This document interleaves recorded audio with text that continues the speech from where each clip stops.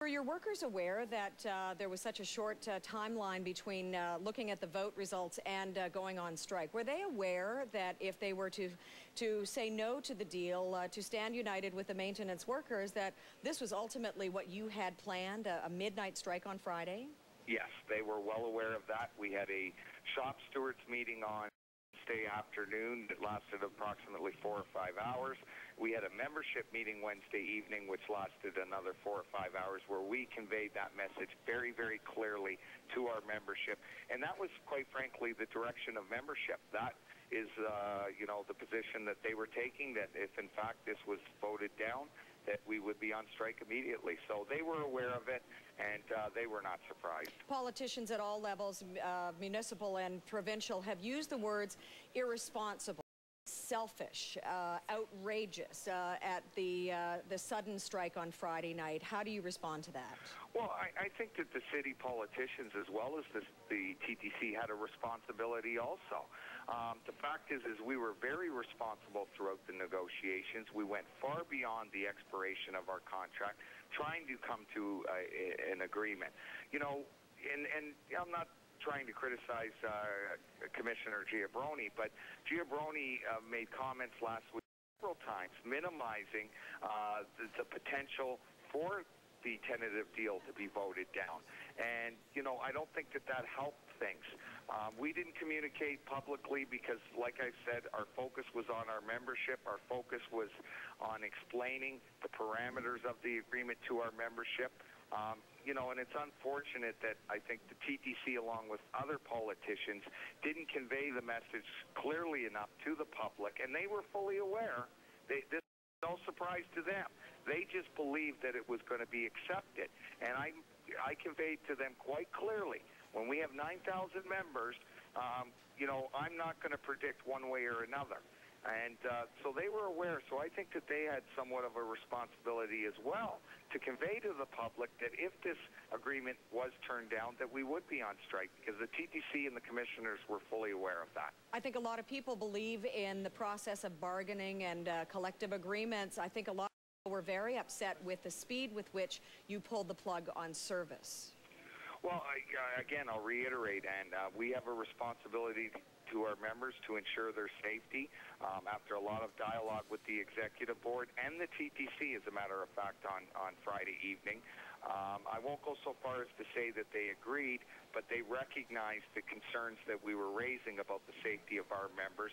And quite frankly, I think they had some concerns with the safety of our members, but the safety of the equipment and what could potentially happen on a Friday evening in the downtown core. So, you know, we did what was in the best interest of our members, and I will not apologize for that. That's what I've been elected to do, to look out for their best interests, and I will continue to do that. And the fact that leaders of the provincial parties and the mayor and others have said to Torontonians, please be respectful to the employees when they get back to work.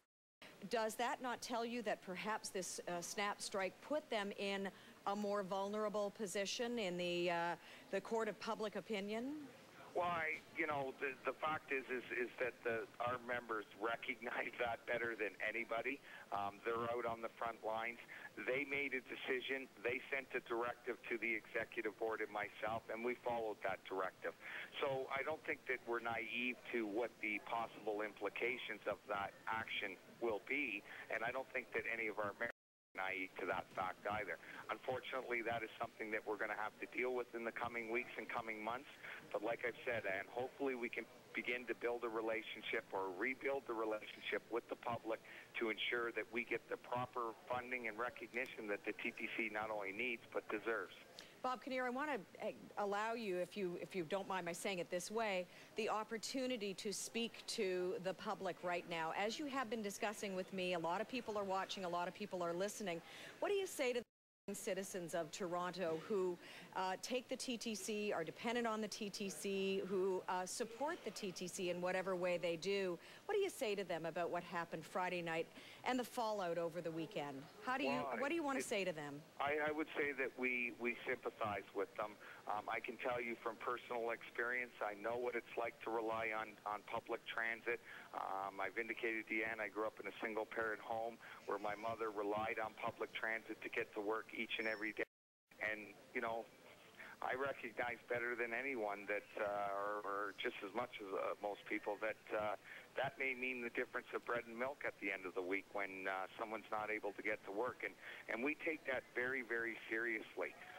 But in saying that, Ann, I've got to reiterate again, our obligation is to our members. And I have been elected into a role where I have a lot of responsibility, and my responsibility is to my members and their best interest. At the end of the day, that's what I've got to make my decisions on, what's in the best interest of our members. Like I said, hopefully in the coming weeks and coming months, we're able to make the public recognize that we do care about the service that we provide to them, and hopefully there can be a concerted effort amongst us and the public to work together to try and ensure that we improve transit in the city of Toronto, as well as improving the relationship between our employees and the public. A week ago Sunday, you said to the world through television, including CP24, that you were happy with the deal and that you were going to suggest that the members vote on it and vote yes. Something happened between Sunday and Friday, and it seems that the executive, the union executive, was not happy with your decision. You pulled the plug on service at midnight. Then Toronto was unhappy with your decision. How do you feel right now as the union head, caught between a rock and a hard place? Well, the fact is now we're focusing in on how we put forward our best arguments in the arbitration to acquire a better deal for our members. And it's very important to point out, we represent a very, very diverse workforce. You know, our track workers don't have the same issues as our mechanics. Our mechanics don't have the same issues as our operators. Our operators don't have the same issues as our clerical people. So we have a wide range of people that we are responsible to negotiate. And the executive board reflects those different areas and those different responsibilities that our members have. It's not unusual in our local to have some dissension or some disagreement on what should be in the collective agreement. Because like I said, we have members on the executive board that represent very unique groups and groups that have very specific needs in their areas. So it's very challenging negotiating a collective agreement for 9,000 people in itself, never mind when we've probably got somewhere in the area of 120 different jobs on that property. So it's difficult, it's challenging. We encourage opposition. We are a democratic union, and at the end of the day, it's our 9,000 members that have the final say, and they have that say, and we are going to do everything we can in the coming weeks to work as hard as we possibly can to ensure that we get a better agreement for our members. Bob Kinnear, will you apologize to the citizens of Toronto for the inconvenience and perhaps in some cases the lack of safety as a result of a midnight strike on Friday? Well, again, and I'm reluctant to do that because my first and foremost priority is to my members, and I have to do what's in the best interest of them.